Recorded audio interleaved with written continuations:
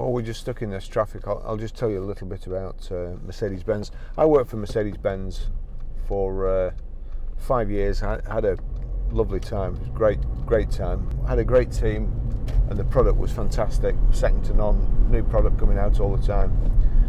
If anything went wrong with the Mercedes-Benz, it was, at one time anyway, it was come as a shock to you. You'd never see your customers again.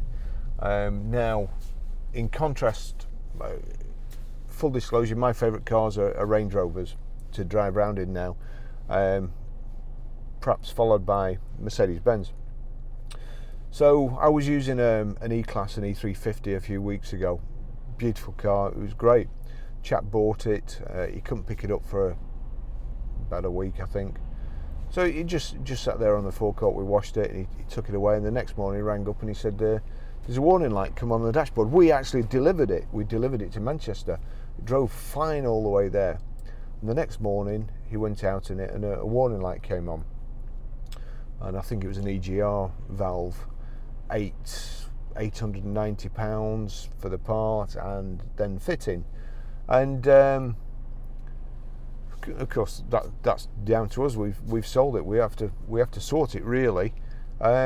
He booked it into he went straight to the local Mercedes garage. The car was 3 months out of warranty, and the Mercedes garage said that shouldn't go wrong. I'll speak to Mercedes, and I'll see what we can do for you. Now, bearing in mind that when a dealer like myself takes a car to a garage, they don't want to help you at all. They don't want to bend over backwards. They probably want to crush the competition, I don't know, but they don't normally help. This dealer did, and he saved us over well over £1,000, which was great. Now, in contrast, as I say, my favourite car, Range Rovers, we don't get very many problems with them. We had a beautiful Range Rover which belonged to my friend from New, had a full service contract from New, was serviced in December. We sold it in April, I think, and a week, perhaps 2 weeks after the warranty ran out, something went wrong with the suspension. Our customer had only had it a week, so I rang his local dealer, asked them to ring me back. They didn't ring me back. Rang them again, still didn't ring me back. Rang again, didn't ring me back. And then I actually, by accident, went through to the wrong department and got hold of a young lady called Colleen, and she was absolutely brilliant. Nothing to do with her. She took ownership of the problem, went down to the service department, sorted it out for me. I got the car booked in for my customer. So I said we'd put a warranty on the vehicle. It was booked in. This, bearing in mind the suspension's wrong, and this is a Land Rover dealer. It was booked in for 3 weeks hence from reporting the problem. Now, that was May the 22nd. It's now May the 31st. I'd assumed that it was all done and dusted. My customer phoned me this morning to say he'd taken his car into Land Rover, and he hadn't heard a thing from them since. I rang them. Apparently the car's ready, but they've just not rung him back. That's the difference in service sadly, between Range Rover, who make fantastic cars, and I love them, and Mercedes-Benz. And to be fair, Land Rover and Range Rover, they really want to kick up the backside. The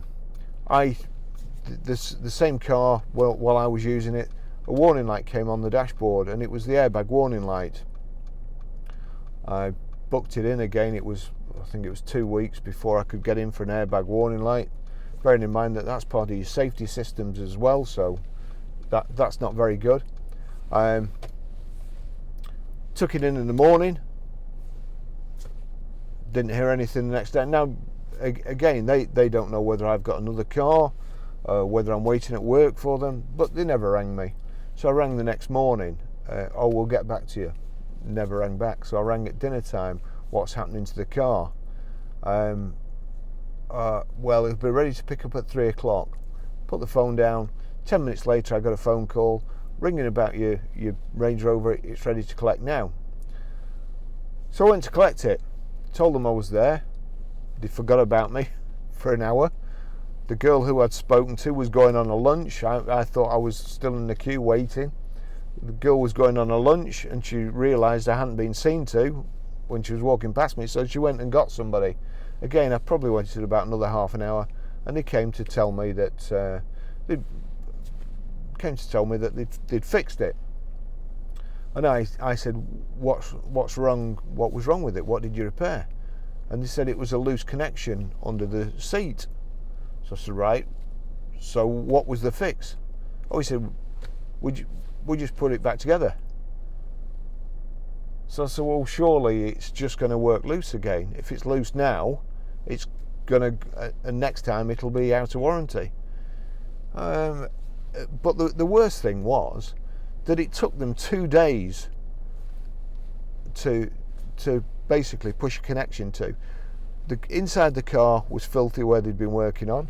I'd left my jacket hanging up on the back, on the hook. That was chucked over in the back of the car, all crumpled up, and it just really makes me despair. The motor trade these days. I've just filled in a questionnaire for one of my good friends who's quite high up in the motor trade and likes to keep his eye on everything. And I think that the motor trade attracts dross. It attracts people who don't really want a job or don't really want to work too hard, like the idea of driving around in new cars and drinking coffee all day. Same with a service receptionist. If you get somebody who can't even be bothered to put a stamp in the right place, on the right page, the right way round, then that person needs to be out of the dealership straight away. Because if he can't be bothered doing a simple job like that, what's the rest of the people like? It really, I've been in this job for 48 years. Started cleaning cars when I was 12. I helped out in the showroom selling them and accompanying people on test drives, and you know, things have changed for the worse now. They really have. Cars have got more complicated, and you know, we really need to get back to being professional, treating people with respect, ringing them when we say we're going to ring them, and looking after somebody who's just that Range Rover was £70,000 and they won't even ring you back. Anyway, enough about that. Enough about the moan.